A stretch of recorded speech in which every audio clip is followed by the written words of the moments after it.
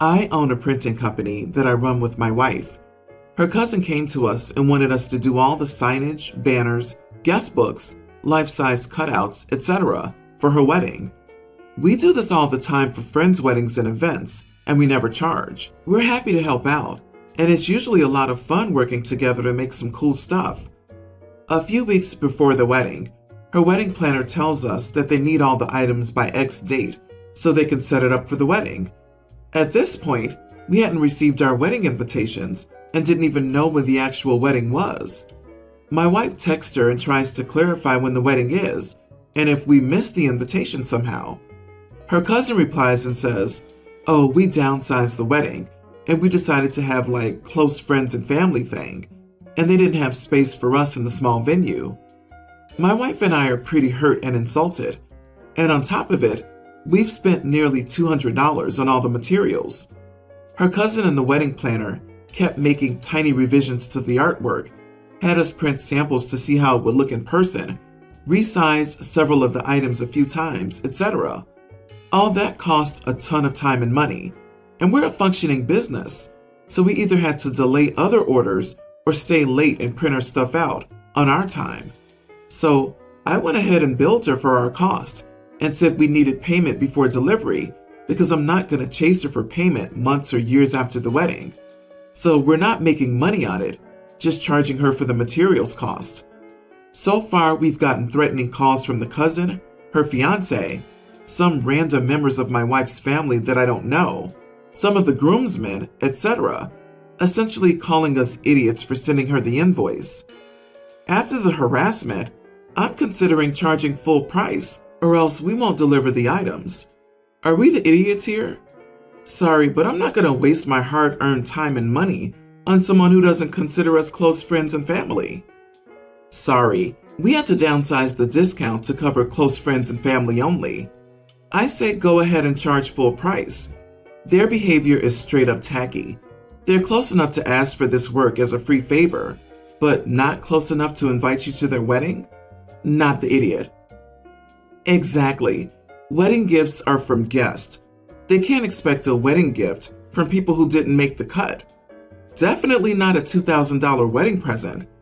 Once you and your wife were cut, it became a business transaction, and you have every right to bill them and receive payment before delivery. They used you. Look at how much money they saved. $2,000 is not a typical wedding gift. They deliberately didn't tell you you weren't invited so that you'd do all that work for free. I get so mad at people like your cousin because they ruin it for everyone. Now you're going to have to write up contracts and invoices in case the next person screws you over, instead of just getting to do a nice thing for someone who's super appreciative of your hard work and kindness. Tell them if they keep up the threats, they won't be getting any of the materials either. If they don't consider you close enough to be at the wedding, you're not close enough to give them your work for free. What a bridezilla, and groomzilla too. Actually, sounds like a whole family of zillas, with the threatening calls from everyone. Oh man, your poor wife. And screw these people. That isn't family as they've made clear. So, background. I, 32 female, have a brother, Dave, 35, who's married to Sarah, 29 female. They don't have children yet. I have a son who's a toddler and an infant daughter with my husband, 39. My husband and I mostly live in Belgium, but we travel back to visit my family about once a month in England. At home, we both speak English and French to our children. My husband is Belgian, and right now my son is in this lovely phase where he'll sometimes mix up the two languages and say a couple of words in English in a French sentence or vice versa. This has never posed a problem to us, and even the staff at his nursery have reassured us that it's very common and they tend to grow out of it once they start school. My sister-in-law has decided that this is a problem, so when we're visiting my parents and she notices my son doing this, she'll correct him, but she does so rudely, whereas my husband and I will gently correct him. Anyway, we're visiting at the moment, and she's now decided that instead of correcting him, she'll start ignoring him when he does this. I noticed her doing it when we arrived, and I thought it was odd, but I assumed that maybe she was just stressed. Her job is quite intense. But it only became an issue yesterday. My husband was talking to my dad outside, and I was feeding my daughter in the other room, so I left Lewis with Sarah and Dave.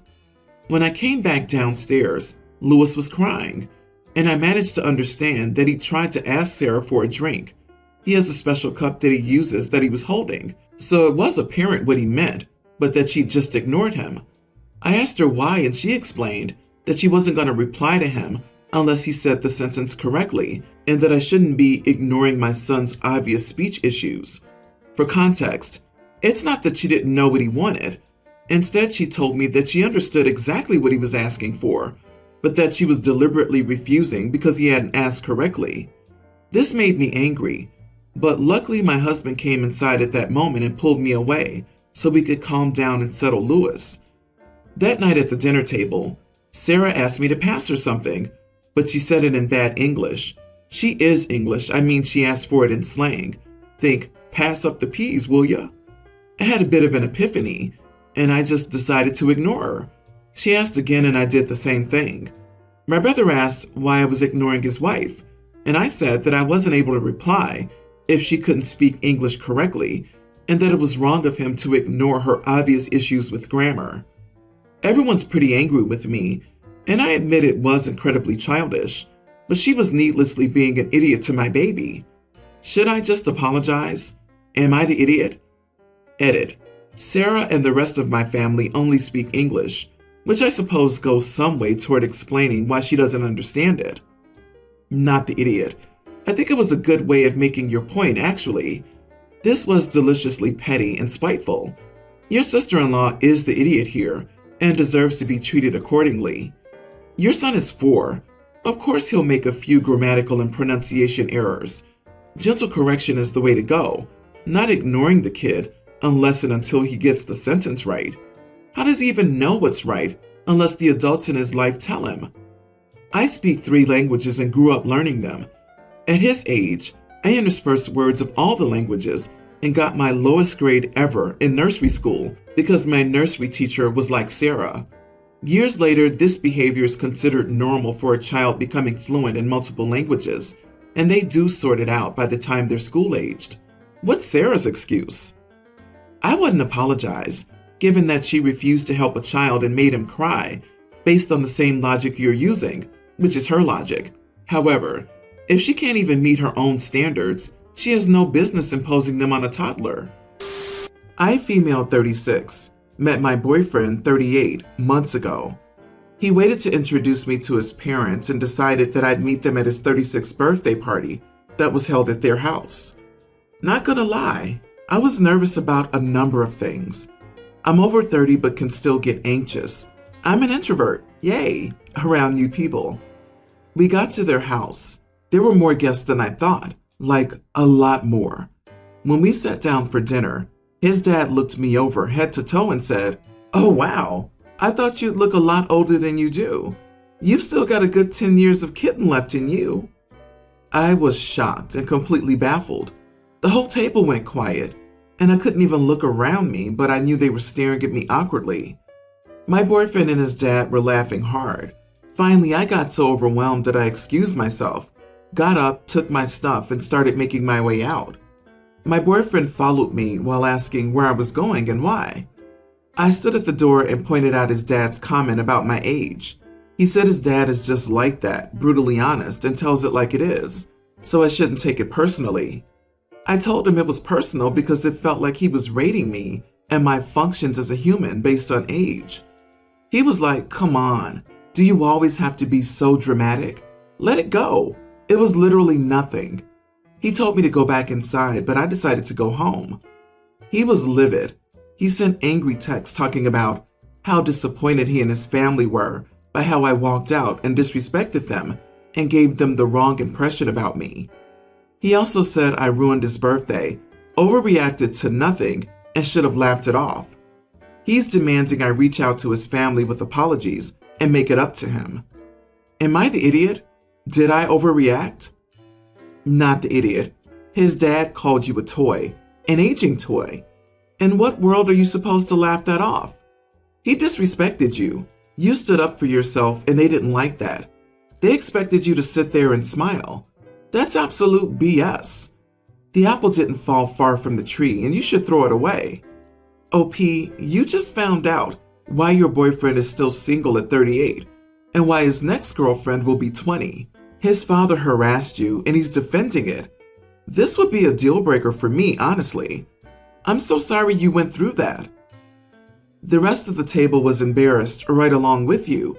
Pay more attention to the fact that the only two laughing were your boyfriend and his dad. Sorry, OP. It looks like your boyfriend opted to emulate his daddy instead of taking the other adult examples at the table. Your boyfriend defended him. Your boyfriend thinks you owe his dad an apology.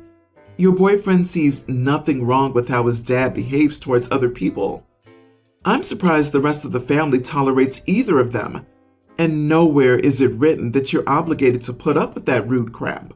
But that's just how he is? Oh, you mean he's an idiot? Got it. Boyfriend is also an idiot for not standing up for OP. Good grief. That's how it'll always be with his family. He thinks it's funny, so he'll be like this also. Yeah, I would break up and find someone more respectful. My boyfriend and I have been together for 4 years, and we live separately. He's 30 and lives with his parents. I'm 31 and live with my young child. We had our baby on September 14th. The baby shower was sometime in August. His aunt decided to throw a shower for him. She said it would be a male's version of a baby shower, men only, but that was a lie. She invited his mother, her daughter, his cousin, and herself, of course. She said I wasn't allowed to come. Why were these women there if it was a men-only baby shower? Also, that would only make sense if it were a bachelor party. I was carrying the baby and I wasn't allowed to be there.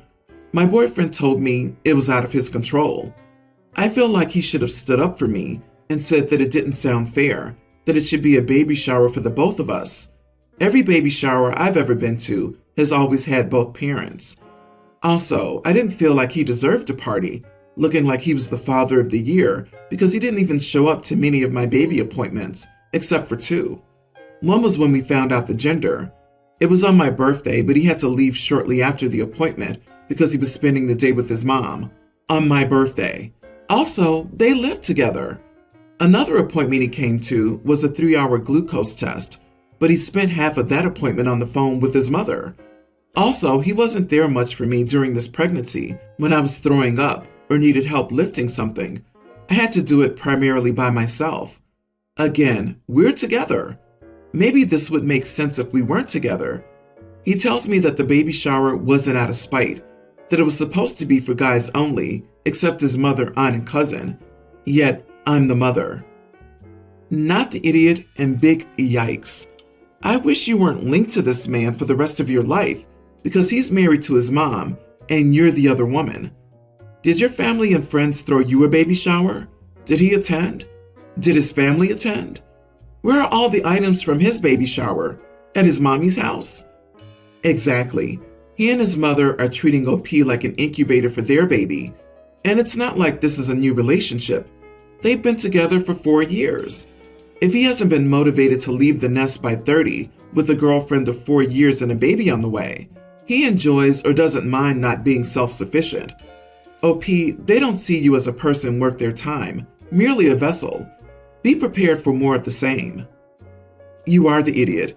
Even if you think he's your boyfriend, no, he's not. He may be with you sometimes for whatever reasons, but it's not because he's your boyfriend. His family is his heart, not you.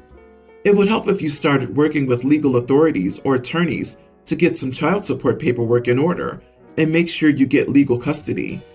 I can see his mommy pushing him for custody so she can be the mommy to this baby and not you.